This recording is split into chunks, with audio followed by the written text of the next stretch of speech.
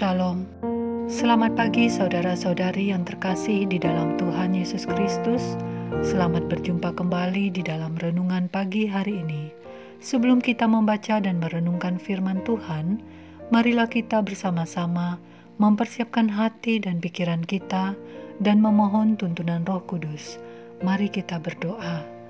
Ya Tuhan Allah yang Maha Kuasa, terpujilah nama-Mu senantiasa. Kami mengucapkan syukur untuk pagi hari ini, di mana kami boleh bangun kembali, dan kami akan mengawalinya dengan membaca serta merenungkan firman Tuhan. Tuntunlah kami ya Roh Kudus, agar kami memahami firman-Mu. Taburan firman-Mu ini, biarlah semakin memperkokoh iman kami. Berfirmanlah, kami siap untuk mendengarkannya. Di dalam nama Tuhan Yesus Kristus kami berdoa. Amin. Saudara-saudari yang dikasihi Tuhan, renungan firman Tuhan pada pagi hari ini terambil dari Matius 9 ayat 9 sampai 13. Saya akan membacakannya untuk kita. Setelah Yesus pergi dari situ, ia melihat seorang yang bernama Matius duduk di rumah cukai. Lalu ia berkata kepadanya, "Ikutlah aku." Maka berdirilah Matius lalu mengikut dia. Kemudian ketika Yesus makan di rumah Matius, datanglah banyak pemungut cukai dan orang berdosa dan makan bersama-sama dengan dia dan murid-muridnya. Pada waktu orang Farisi melihat hal itu, berkatalah mereka kepada murid-murid Yesus, "Mengapa gurumu makan bersama-sama dengan pemungut cukai dan orang berdosa?" Yesus mendengarnya dan berkata, "Bukan orang sehat yang memerlukan tabib, tetapi orang sakit. Jadi pergilah dan pelajarilah arti firman ini. Yang kukehendaki ialah belas kasihan dan bukan persembahan. Karena aku datang bukan untuk memanggil orang benar, melainkan orang berdosa."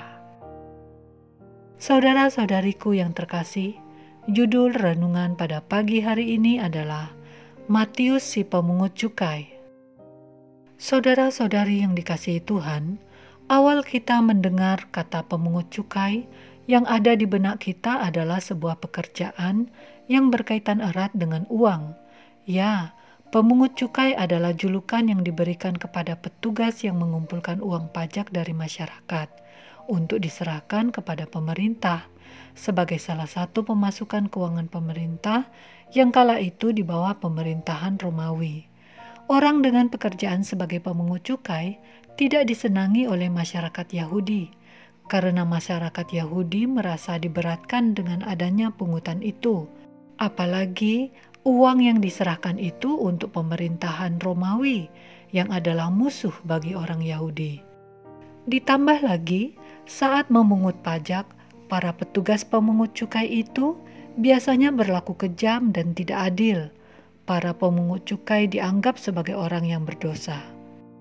Saudara-saudari yang dikasihi Tuhan, ketika Yesus melihat seorang pemungut cukai yang sedang duduk di rumah cukai, Yesus berkata, "Ikutlah aku." Dan orang itu pun serta-merta mengikut Yesus. Ia langsung saja meninggalkan segala sesuatunya. Tidak ada penjelasan yang menggambarkan adanya sebuah proses persiapan yang dilakukan orang itu sebelum ia mengikut Yesus. Nama orang itu adalah Matius. Dan pada keterangan selanjutnya, diketahui bahwa Yesus beserta murid-muridnya duduk makan bersama di rumah Matius, yang juga dihadiri oleh orang-orang seprofesi dengan Matius, yaitu para pemungut cukai dan juga orang-orang berdosa. Pemandangan itu menjadi perbincangan hangat di antara orang-orang Farisi. Mereka heran melihat Yesus mau duduk makan bersama-sama orang berdosa. Saudara-saudari yang dikasihi Tuhan, Yesus telah memilih Matius si pemungut cukai itu. Bukan Matius yang mencarinya, tetapi atas inisiatif Yesus sendiri. Dan lihatlah sambutan yang diberikan oleh Matius. Ia dengan serta-merta mengikut Yesus. Orang yang mau mengikut Yesus berarti orang itu sudah rela melepaskan atau meninggalkan kehidupan lamanya. Matius si pemungut cukai itu memutuskan untuk meninggalkan kehidupan lamanya yang terbiasa dikelilingi dengan uang, meninggalkan pekerjaannya yang dapat diandalkannya sebagai sumber keuangan, sebagai penopang kehidupannya.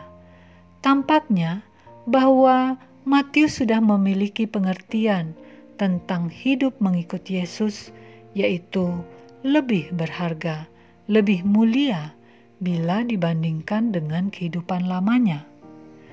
Dan ia juga membawa Yesus untuk makan di rumahnya. Ia mengundang dan menjamu makan Yesus beserta pengikutnya, dan ia juga tidak lupa untuk mengundang rekan-rekannya sesama pemungut cukai, orang-orang berdosa. Tindakan Matius itu tentu saja mempunyai tujuan. Tampaknya ia ingin membagikan sukacitanya kepada rekan-rekannya, agar rekan-rekannya dapat turut merasakan kehadiran Yesus yang telah terlebih dahulu hadir di dalam kehidupannya, sehingga ia merasakan kehidupan yang baru. Saudara-saudari yang dikasihi Tuhan, panggilan Yesus adalah sebuah anugerah, dan anugerah itu langsung disambut oleh Matius dan dibagikannya pula kepada rekan-rekannya. Bagaimana dengan kita? Apakah kita pernah merasakan atau terpanggil untuk melakukan tugas pelayanan? Dan apakah kita merespon panggilan itu? Atau kita menundanya, bahkan menyia-nyiakannya? Atau kita tidak melakukan apa-apa karena pikiran kita didominasi dengan pertimbangan untung rugi? Atau mungkin kita malu, kita tidak percaya diri bahwa kita mampu melakukannya. Dalam hal ini, tentu saja kita memerlukan lebih banyak lagi belajar firman Tuhan.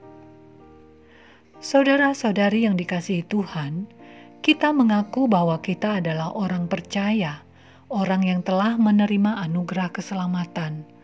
Maka sudah seharusnya kita membagikan kabar baik itu kepada orang yang belum mendengarnya. Seperti langkah yang diambil oleh Matius si pemungut cukai. Ia mengundang rekan-rekannya. Dan hindarilah bersikap seperti orang-orang Farisi yang terkenal sebagai orang yang sombong iman, tetapi hidupnya hanya bersungut-sungut dan menilai-nilai orang lain saja, seperti komentar mereka kepada murid-murid tentang Yesus, mengapa Yesus mau duduk makan bersama orang-orang berdosa. Kita sudah mengetahui jawabannya. Saudara, mari kita belajar dari Matius si pemungut cukai. Demikianlah renungan pada pagi hari ini. Tuhan memberkati.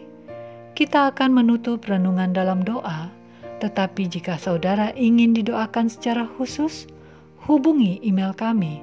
Kerinduan kami agar channel ini menjadi berkat bagi banyak orang. Mari kita berdoa. Sungguh indah firman-Mu ya Bapa. Kami diingatkan kembali untuk tidak menyimpan sendiri kabar anugerah keselamatan yang telah kami dengar dan miliki. Kami memohon, mampukanlah kami untuk mempunyai sikap seperti Matius si pemungut cukai, yang memandang mulia hidup bersama Tuhan, yang meninggalkan kehidupan lamanya yang berdosa, serta membagikan sukacitanya kepada rekan-rekannya. Bapa, segala anugerah yang telah kami terima daripadamu, biarlah tidak sia-sia. Ampunilah kelalaian kami selama ini. Ampunilah sikap kami yang tidak merespon panggilan-Mu selama ini. Bapa, sebentar kami akan melanjutkan aktivitas kami. Biarlah keberadaan kami hari ini dapat mulai kami pergunakan sebaik-baiknya demi hormat dan kemuliaan-Mu saja. Jadilah kehendak-Mu senantiasa. Inilah doa kami yang kami alaskan hanya di dalam nama Tuhan Yesus Kristus, Juru Selamat kami. Amin. Saudara-saudari, mulailah harimu. Kiranya kasih dan anugerah Tuhan senantiasa melimpah di dalam kehidupanmu. Muliakanlah Tuhan di dalam setiap aktivitasmu dan jadilah saksi hidup bagi firman-Nya. Roh Kudus menyertai kita semua. Sampai berjumpa kembali di renungan berikutnya. Tuhan Yesus memberkati.